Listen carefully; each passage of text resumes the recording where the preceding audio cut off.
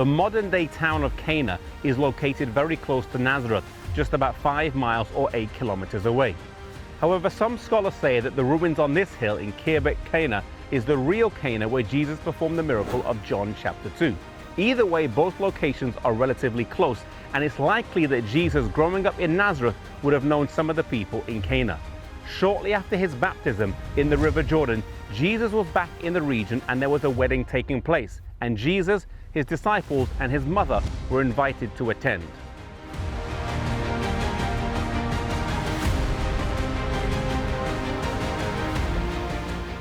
Weddings are usually meticulously planned, but even the best planned wedding has something that goes wrong. A relative shows up late, someone forgets their outfit, a musician can't make it, or the preacher is sick. Well, this wedding was no different. The Bible says that they ran out of wine. We believe this wasn't fermented alcoholic wine, but rather unfermented wine or grape juice. In the Bible, John the Baptist was forbidden to have wine or strong drink at birth, and in the Old Testament it calls wine a mocker, and those who are caught up by it are not wise. The Bible is a consistent book, and something that is forbidden in one area wouldn't be made by Jesus in another area.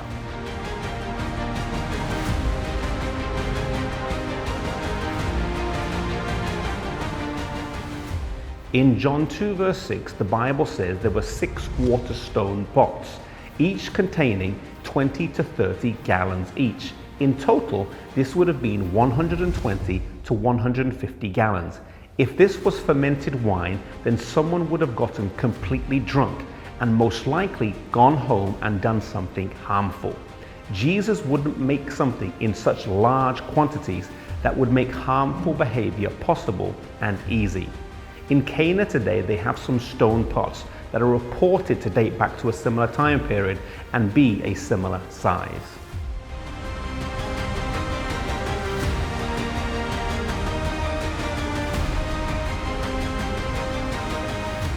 Then he told them to take some out of the pot, and as they drew the cup out, it wasn't water anymore, but it was rather pure, delicious grape juice. They gave some to the master of the house, and he commented that normally they start with the good and work their way to the not so good, but here they were towards the end of the feast and they had saved the best till last. The wedding had been saved and the reputation of the family was able to remain intact.